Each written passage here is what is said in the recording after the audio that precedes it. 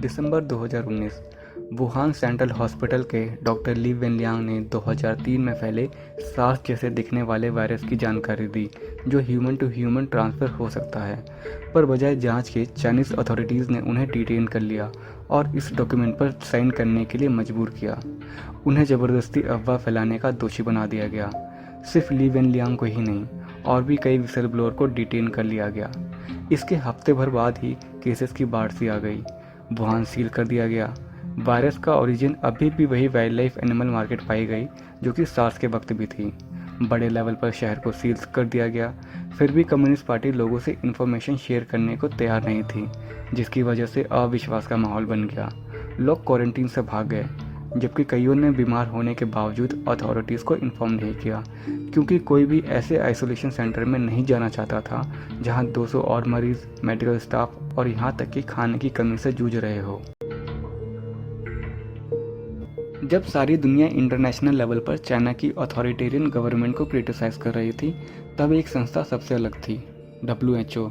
इतना ही नहीं, WHO ने इसकी तारीफ की कि कैसे कम्युनिस्ट पार्टी ने सिचुएशन को हैंडल किया। WHO के डायरेक्टर जनरल टेड्रोस एधनम ने कहा कि चाइना ने इस सिचुएशन को हैंडल करने में एक नया स्टैंडर्ड सेट किया है।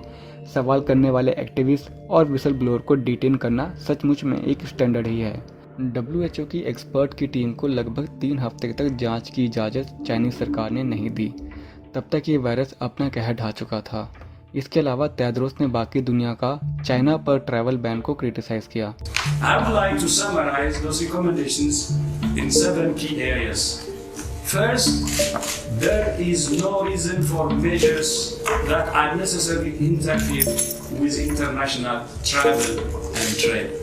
So, WHO doesn't recommend limiting transfer or trade and movement.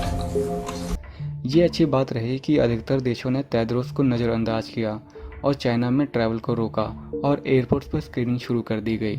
ये इस संस्था का गैर जिम्मेदाराना बयान था, जिसे दुनिया भर में हेल्थ एडवाइजरी जारी करने के लिए बनाया गया था।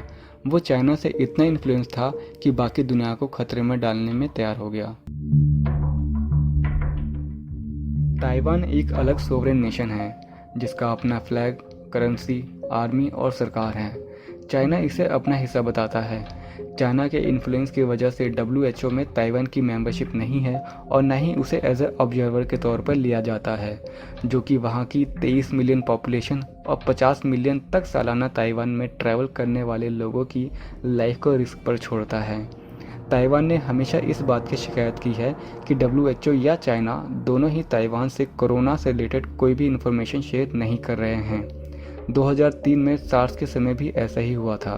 फिर भी ताइवान ने अपने लेवल पर ही इस वायरस को काफ़ी बेहतर तरीके से कंटेन किया, जो कि काबिल तारीफ़ है। ताइवान ने WHO को बताया कि virus human to human spread हो रहा है, पर WHO ने इसे नज़रअंदाज किया।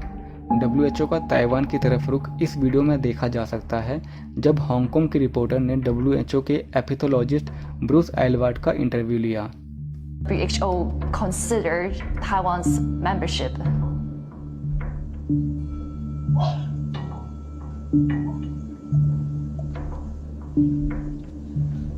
Hello? I'm sorry, I can't hear. I couldn't hear your question. Okay, yeah. Let me repeat the question. No, that's okay. Let's move to another one then. When Aylward was asked about Taiwan, he stalled for close to 10 seconds and avoided a reporter's question, but the reporter persisted. I'm actually curious on talking about Taiwan as well, on Taiwan's case.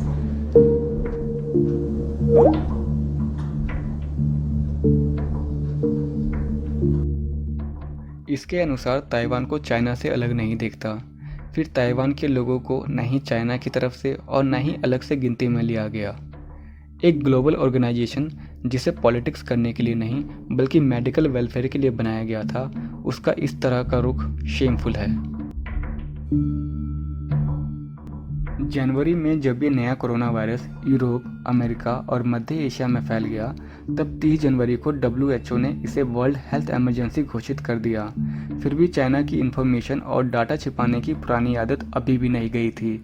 American media के according China मौत का असली आंकड़ा छिपा रहा था।